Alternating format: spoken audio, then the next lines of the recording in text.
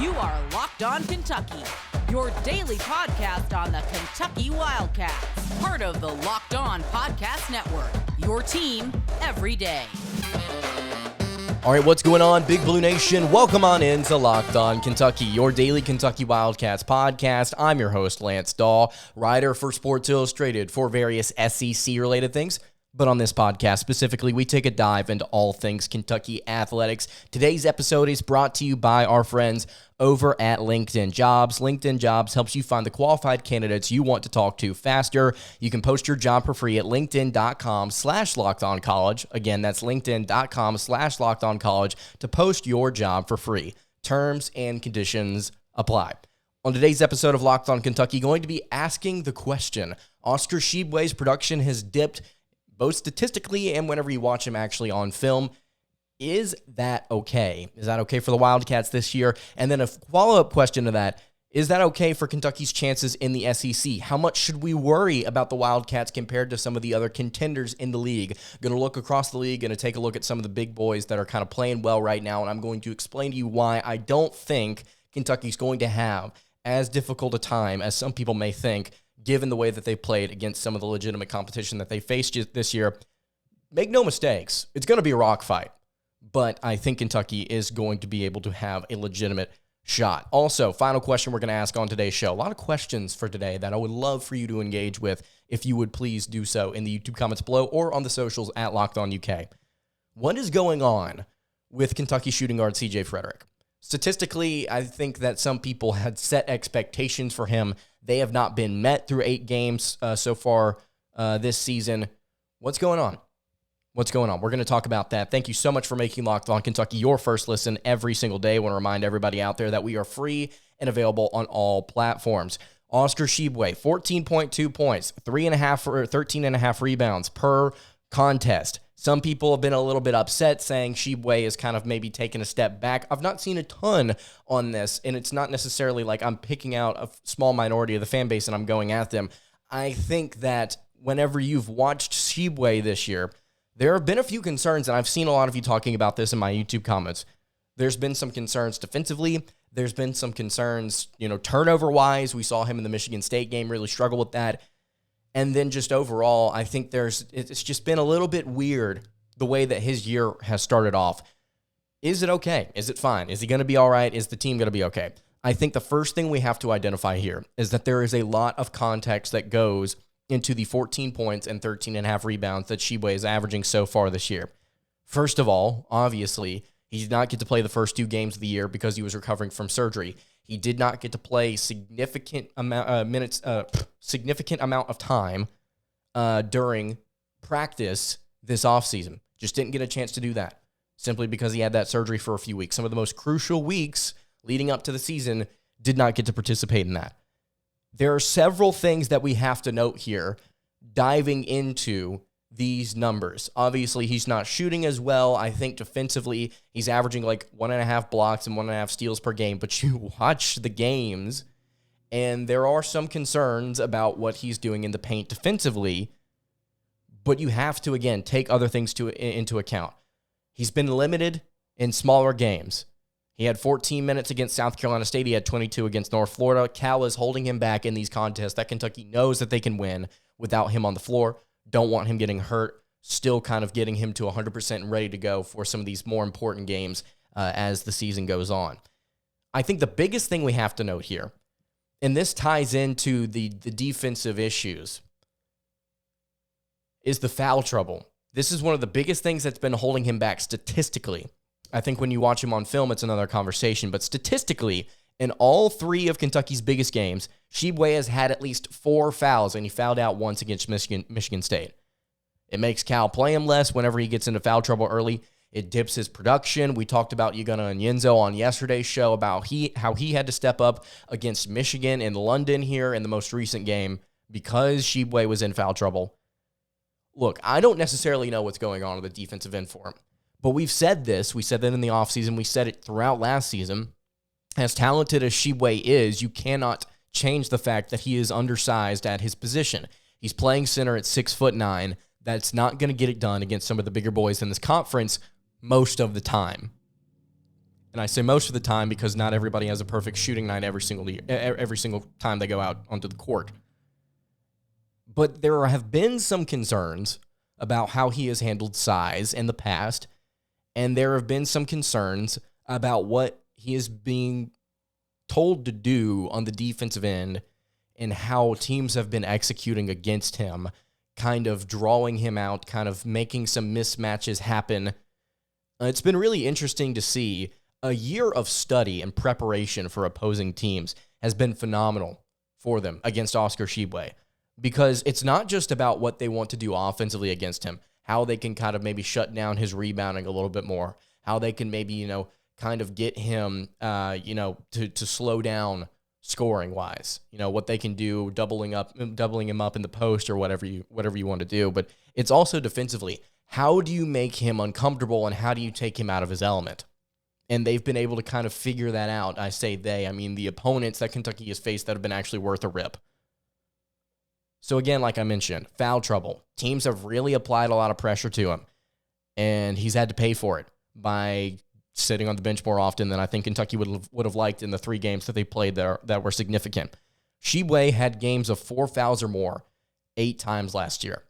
He's on pace to have 16 of those this year. He's got to be able to change that.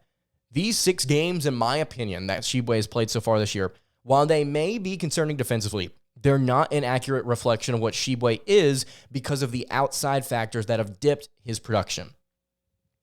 We talked about this in the offseason. Teams were going to start focusing on him. They had more time to study. It's what's happening statistically to him on the offensive end is what we expected, right? It's the defense that's been concerning for me. And again, it's not all bad. He's a good defender.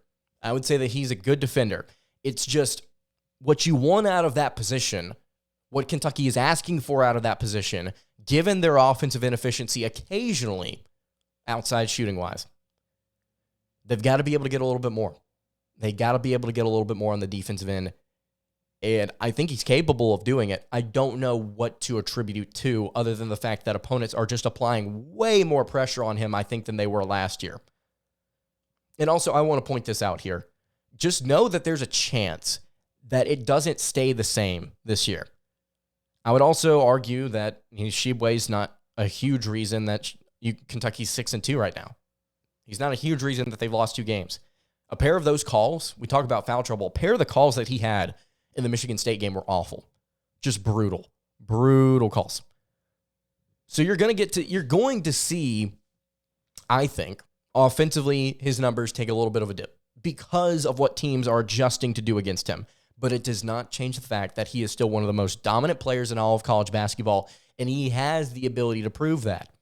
He's just got to stay out of foul trouble if he can, and he's got to be able to reassert himself on the defensive end. Kentucky cannot afford to have a 6'9" center out there that cannot guard the rim. He has so far this year. Well, I'm just saying, if it continues to be a problem against some teams that have size and length, we're going to have a conversation about, okay, it's not taking him off the floor because he's too valuable, but what do you do with your rotation? I think that's a question we're going to have to ask. How do we prevent him from getting himself in tough situations? Which, again, I want to reiterate, he is not a bad defender. He is not a bad defender. It is the teams that have the 7'1", 7'2" centers that could potentially be a problem. And that is where my concern is. But to answer the question, his production has dipped. Is it okay? Again, I've seen this a couple different places. The answer is yes. It's going to be okay considering how the team has picked up slack outside of him. But I'm a little bit concerned because we saw what happened last year as a whole. The team fell off offensively, and Tshiebwe kept trucking along. If he continues to truck along this year and the shooters around him fail, it's a little bit less production, and then also teams are finding ways to manipulate the Wildcat defense. So I think adjustments are in place, and also I think at the same time, you give him a larger sample size. You give Oscar Tshiebwe a larger sample size this year. We'll revisit this, and I think things are going to be just fine. Another question that we have to ask, talking about worrying and talking about concerns for this year's team, how much should we worry about Kentucky's chances in the SEC? there are a lot of teams that look really, really good right now in the Southeastern Conference. Some people say that it's going to be a little bit of a down year. I don't know how I feel about that. There are still a lot of opportunities for teams to kind of really assert themselves in this league. Like I mentioned earlier, it's going to be a rock fight, but I think that there's definitely an upper echelon of teams in this conference, and I think Kentucky's got a legitimate shot against them. I want to talk about some of these teams and kind of what they're doing right now and why Kentucky should not be worried about heading into this, despite understanding that the schedule is going to be tough. Before we talk about that, I want to tell you guys about our friends over at LinkedIn. These days, every new potential hire can feel like a high-stakes wager for your small business. You want to be 100% certain that you have access to the best qualified candidates available. That's why you have to check out LinkedIn Jobs. LinkedIn Jobs helps you find the right people for your team faster and for free. It's incredibly easy to create a free job post, and you can add your job to the purple hashtag hiring frame to your LinkedIn profile to spread the word that you're hiring. Simple tools like screening questions make it easy to focus on candidates with just the right skills and experience so you can quickly prioritize who you'd like to interview and hire. Finishing the year well is important, and finding the right team member might help you close 2022 strong and help set you up for a more successful year in 2023. It's simple. LinkedIn Jobs helps you find the qualified candidates you want to talk to faster. You can post your job for free at linkedin.com/lockedoncollege. Again, that's linkedin.com/lockedoncollege to post your job for free. Terms and conditions apply. All right, carrying along here on the Wednesday edition of Locked On Kentucky, Lance Dawe hanging out here with you. Really appreciate all of you listening. Again, I want to remind you, please subscribe to the YouTube channel if you would. Trying to get the number up to 2,700 subs. We are shooting for the stars this season.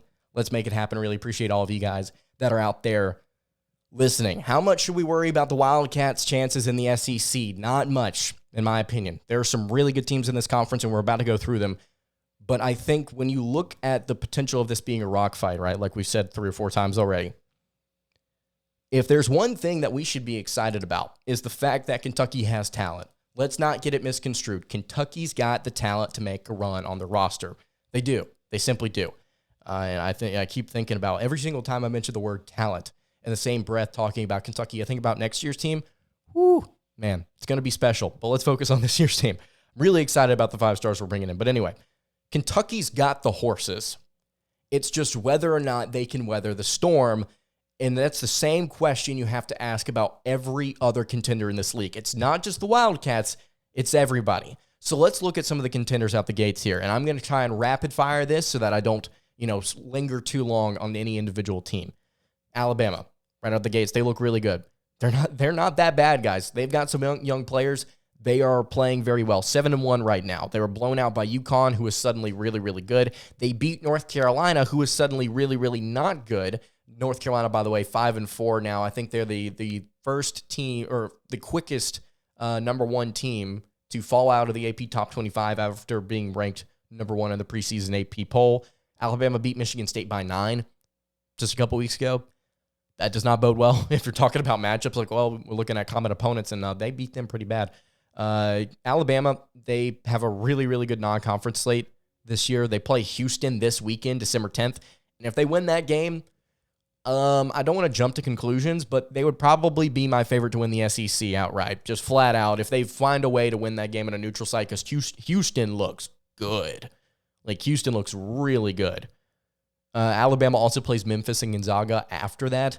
So they got Houston, Memphis, Gonzaga. Holy cow, good luck to the Crimson Tide. Also, last note here about Bama. Their 5-star freshman, Brandon Miller, is nuts. He's averaging like 19 points a game. If only the Crimson Tide could get fans in the seats to actually watch him play, that would be great. Arkansas, 8-1, just barely scraped by 4-6 UNC Greensboro at the time of this recording. A lot of people want to make a big deal out of the offense for the Razorbacks, but it's actually been the defense under Musselman over the past couple years. It's been the defense. They're one of the best defenses in the nation, according to Ken Palm. A lot of people think that, it's the transfer portal for him. It's just all of this random different hodgepodge of players. They're actually not one of the more experienced teams in the nation. They do have one really, really good star there. They got a dude named Ricky Council, leads the SEC in scoring right now. He's currently averaging 19.8 points per game on 53% shooting from the floor, and he's a guard, by the way. This is what I would call a bad matchup for UK. They're one of the tallest teams in the country. They play really, really good defense, and they have a good team. They have a coach that really, really knows what he's doing, X's and O's wise. They do a bunch of things really, really well. But their strength of schedule has not been phenomenal. They've gone 1-1 against the two legitimate opponents that they've played. And the win that they had, San Diego State, was in overtime. So I don't know. I think the jury's still out on Arkansas, obviously, especially after this close win against UNC Greensboro. But I think they're one of the better teams in the league. And the fact that they've got the length and the talent, I think speaks volumes. They're going to be one of the teams. I think that at the end of February, you're going to be looking at them like, okay, they've got a legitimate shot to win this whole thing. Auburn. They do not have a pulse on the offensive end. They're just as annoying as they were last season, and they're definitely worse, I think, as a whole, despite their 8-0 record. They played really, really, really good defense. I mean, really good defense. But they played absolutely nobody outside of St. Louis, who they barely beat. This team cannot shoot. This team cannot grab a defensive rebound. I cannot wait to see their matchup against Kentucky, because we talk about bad matchups for Arkansas, against Arkansas. I think the Auburn matchup is really good for the Wildcats. The Wildcats have better guard play. I think they've got better interior players offensively. I think this team is not necessarily fraudulent. I just don't think that they're going to be a top 3-4 seed at the end of the year in the SEC. But right now they're 8-0, so we have to consider them in this pool. Tennessee, 7-1, best defense in the nation according to KenPom. Their assist rate is absolutely insane. They distribute the ball extremely well. They've got wins over Butler, USC, Kansas. Took a random loss to Colorado at the beginning of the year. I got no idea what that was about. This may be the most balanced rotation in the league, which is not necessarily a good or a bad thing. All 5 of their players are, like, when you look at terms of, like, percentage of possessions used, all 5 of their starters are, like, almost dead even at, like, 21 to 23%. It's insane. Yeah, this is a well-rounded team. Don't necessarily know how far they're going to be able to make it in SEC play, because their offense is not phenomenal, but we will keep tabs on it. We will keep tabs on the Tennessee Volunteers. Could be a fun matchup for the Wildcats. Mississippi State, did not expect this. 8 games into the year. They are 8-0 and number 5 in the net rankings, according to my sources. Really, really good defense. Second best scoring defense in all of college basketball so far this year. But they have an absolutely garbage strength of schedule. And I mean absolutely terrible strength of schedule. The best win that they have is against Marquette, who was only considered a decent team because they beat Baylor just a few days ago. Yeah, not a whole lot of trust in the Bulldogs right now. Apparently, their big man, Tolu Smith, is one of the best in the country. He's averaging 16 and 10 a night. He's been good for them for a few years now, but I don't trust this team. I just don't trust this team. They've got a new head coach in Chris Jans there. I don't expect a whole lot out of them during the SEC slate. They don't have the outside shooting, I think, to really make moves into the top 4 in this conference, but they are a team to watch. Hey, we're just looking at contenders right now. I think some of these teams will fall off, but I think you have to take some of these teams seriously now. Speaking of a team that I think that we need to take seriously, that I did not expect that we would have to take seriously, the Missouri Tigers. Okay, hear me out. They are currently 8-0, right? They play no defense. They have played nobody worth a rip.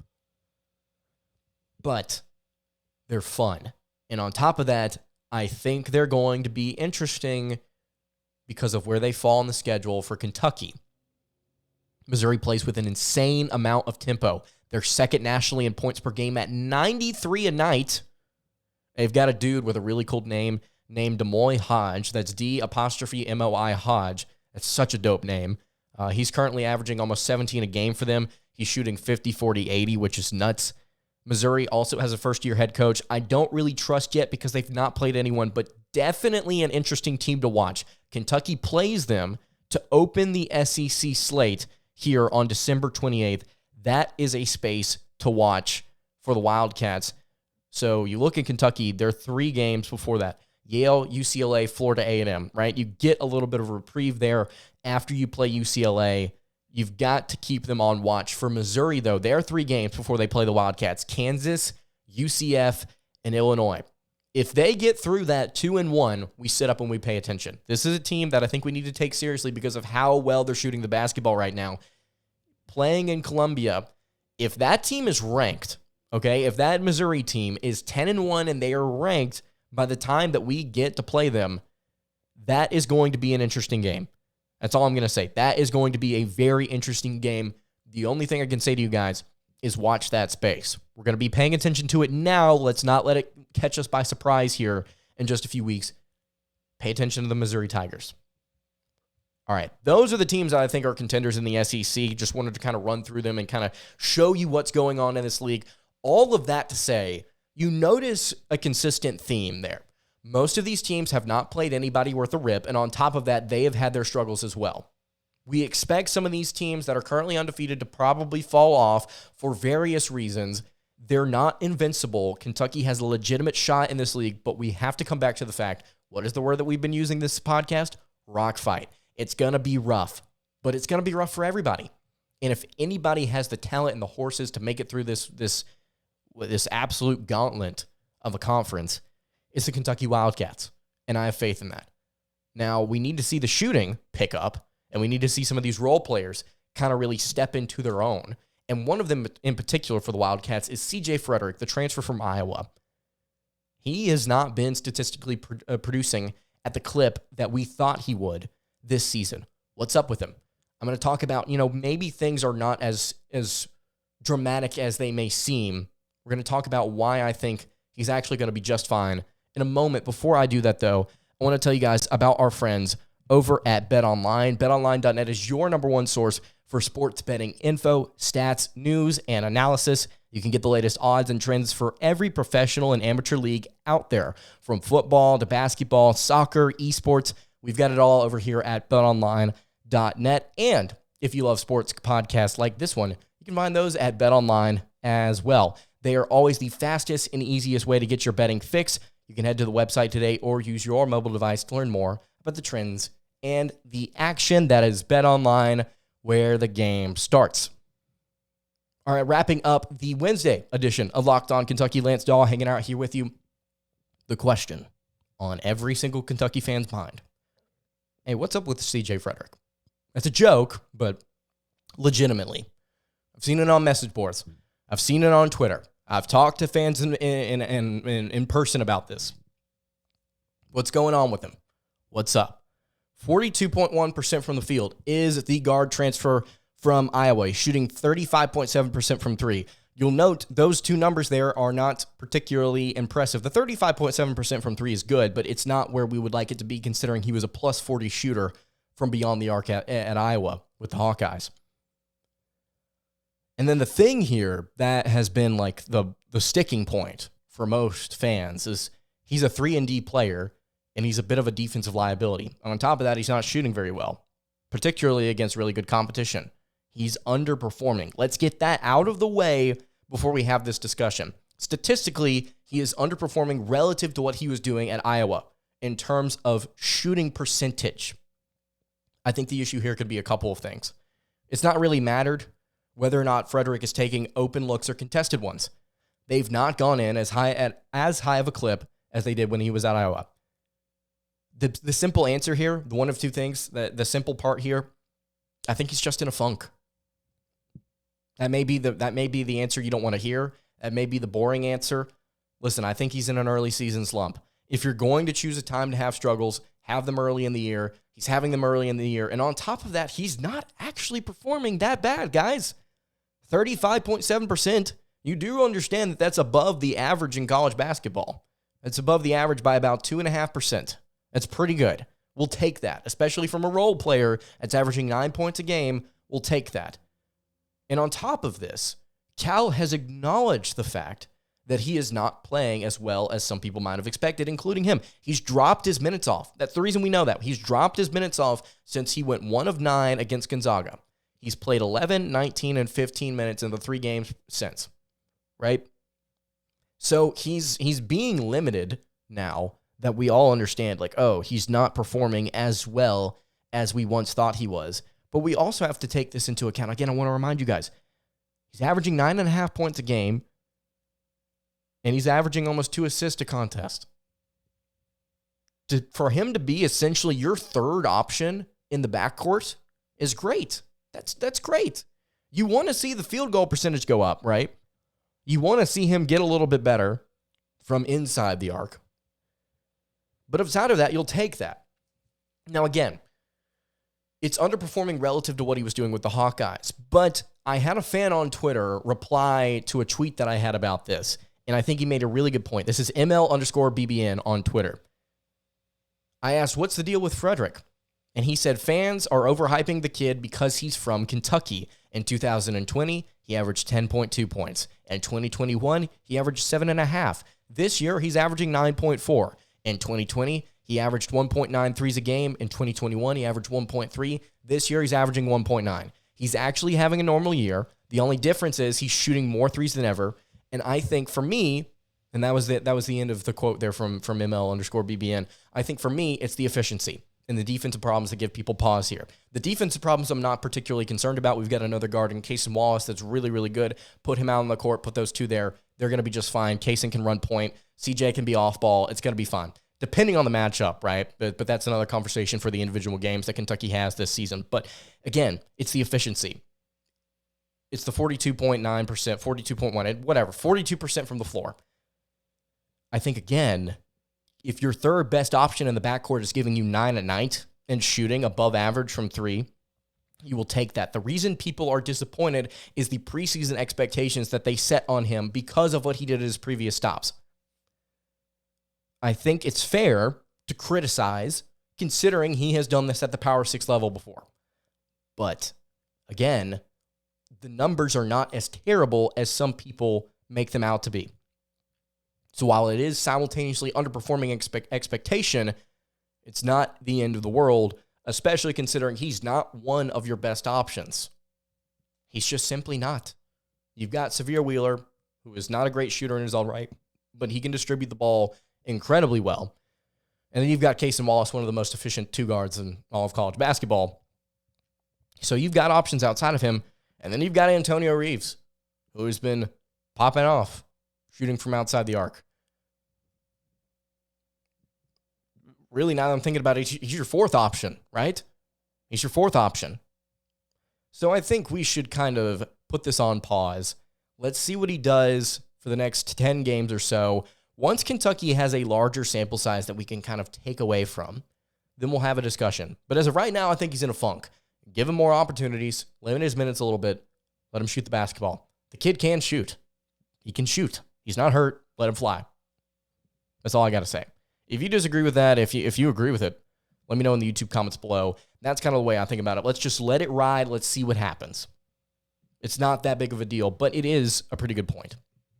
So, all right. That's going to do it for today's episode of Locked On Kentucky. Hey, you guys can follow me on Twitter at Locked On UK. You can follow me personally on social media on Twitter. What a terrible outro. At Lance__ on Twitter. Locked On UK on Twitter. Kentucky Podcast on Instagram. Any questions, comments, concerns, leave them in the YouTube comments below. I will see you all tomorrow for another episode of Locked On Kentucky. Hope you guys have a great rest of your day, and God bless.